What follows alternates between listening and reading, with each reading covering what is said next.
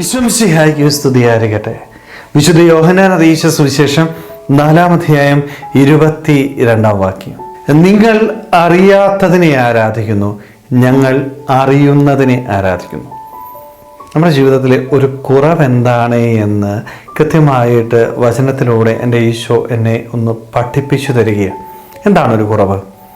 നമ്മൾ ദൈവത്തോട് പ്രാർത്ഥിക്കുന്നുണ്ട്, ദൈവസന്നിധിയിലിരിക്കുന്നുണ്ട്, അവൻ പറയുന്നത് കേൾക്കുന്നുണ്ട്. പക്ഷെ പലപ്പോഴും എന്താണ് ഒരു പ്രശ്നം പറ്റുന്നത്? ഇതിലൊന്നും ആത്മാർത്ഥതയില്ല. പലപ്പോഴും ചടങ്ങ് തീർക്കാൻ വേണ്ടി മാത്രം പ്രാർത്ഥിക്കുന്ന, പള്ളിയിൽ വരുന്ന വ്യക്തികളായിട്ട് നമ്മൾ മാറുക.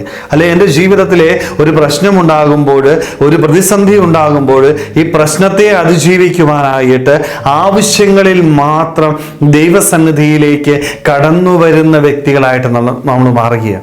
ആത്മാർത്ഥതയില്ല. അതിൻ്റെ പ്രധാന കാരണം എന്താണ് എന്ന് കൃത്യമായിട്ട് എൻ്റെ ഈശോ എനിക്ക് പറഞ്ഞു തരുന്നുണ്ട്. കാരണം നമുക്ക് ദൈവത്തെ അറിയത്തില്ല.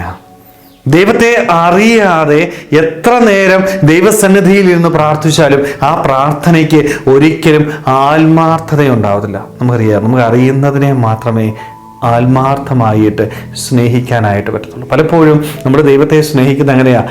മറ്റുള്ളവർ പറഞ്ഞ് കേട്ടതാണ്, മറ്റുള്ളവരുടെ ജീവിതത്തിലെ അനുഭവങ്ങളാണ് എൻ്റെ വിശ്വാസത്തിൻ്റെ അടിസ്ഥാനമായിട്ട്. അവിടെ ഒരിക്കലും ആത്മാർത്ഥത, കാരണം എനിക്ക് എൻ്റെ ദൈവത്തെ അനുഭവിക്കണമെങ്കിൽ അവനെ കൃത്യമായിട്ട് അറിയാനായിട്ട് പറ്റണം.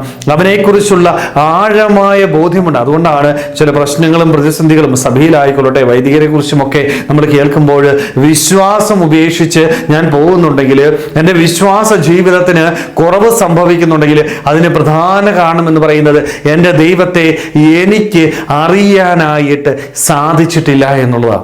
സ്നേഹമുള്ളവരെ, അറിയാത്തിടത്തോളം കാലം ആത്മാർത്ഥമായിട്ട് അവനെ സ്നേഹിക്കാൻ പറ്റത്തില്ല, അവനോട് പ്രാർത്ഥിക്കാനായിട്ട് പറ്റത്തില്ല. നമ്മൾ ഇരിക്കും, ഇഷ്ടംപോലെ സമയം അവൻ്റെ ഫ്രണ്ടിൽ ഇരിക്കും, ഇഷ്ടംപോലെ സമയം പ്രാർത്ഥിക്കും, പക്ഷെ അവിടെയൊന്നും ആത്മാർത്ഥത ഉണ്ടാവത്തില്ല. ആത്മാർത്ഥമായിട്ട് എനിക്കത് ചെയ്യാൻ പറ്റണമെങ്കിൽ എൻ്റെ ജീവിതത്തിൽ ദൈവത്തെ അറിയാനായിട്ട് പറ്റണം. സ്നേഹമുള്ളവരെ, നമ്മളൊക്കെ ഒന്ന് ചിന്തിച്ച് നോക്കിയേ, എൻ്റെ ജീവിതത്തിൽ ഞാൻ എൻ്റെ ദൈവത്തെ അനുഭവിച്ചിട്ടുണ്ടോ? വ്യക്തിപരമായ ഒരു ബന്ധം. എൻ്റെ ദൈവം ആരാണ് എന്ന് എന്നോട് ചോദിച്ചാൽ എനിക്ക് കൊടുക്കാനായിട്ട് വ്യക്തിപരമായ ഒരു മറുപടി ഉണ്ടോ? എൻ്റെ അപ്പൻ ആരായാണ് എന്ന് ചോദിച്ചാൽ അപ്പനെക്കുറിച്ച് പറയുവാനായിട്ട് എനിക്ക് പറയാം. കാരണം എന്താ, എനിക്ക് വ്യക്തിപരമായിട്ട് എൻ്റെ അപ്പനെ അറിയാം, എൻ്റെ അമ്മയെ അറിയാം, എൻ്റെ സഹോദരങ്ങളെ അറിയാം, എൻ്റെ മക്കളെ അറിയാം. പക്ഷെ എന്തുകൊണ്ടാണ് ദൈവത്തെക്കുറിച്ച് വ്യക്തിപരമായിട്ട് പറയുവാനായിട്ട് എനിക്ക് സാധിക്കാറ്? കാരണം ഈ വ്യക്തിപരമായ അനുഭവമാണ് എൻ്റെ ജീവിതത്തിൽ ഏറ്റവും പ്രധാനപ്പെട്ട. അതുകൊണ്ടാണ് വ്യക്തിപരമായ ദൈവസന്നിധിയിലിരുന്ന് പ്രാർത്ഥിക്കണം, അവനെ അനുഭവിച്ചറിയേ. ആ സ്നേഹം എൻ്റെ ജീവിതത്തിൽ എനിക്ക് അനുഭവിക്കാൻ പറ്റിയാൽ ഏത് പ്രതിസന്ധി ആയിക്കോട്ടെ, ചുറ്റുപാടും എത്ര വലിയ പ്രശ്നമുണ്ടായിക്കൊള്ളട്ടെ, ഒരിക്കലും ഈ വിശ്വാസം ഉപേക്ഷിച്ച് പോകത്തില്ല. ആ വിശ്വാസത്തിൽ അടിയുറച്ച് നിൽക്കാനായിട്ട് എനിക്ക് പറ്റും. എൻ്റെ തമ്പുരാൻ എൻ്റെ കൂടെയുണ്ട് എന്നുള്ള ബോധ്യത്തിൽ സന്തോഷത്തോടുകൂടി മുന്നോട്ട് പോകുവാനായിട്ട് പറ്റും.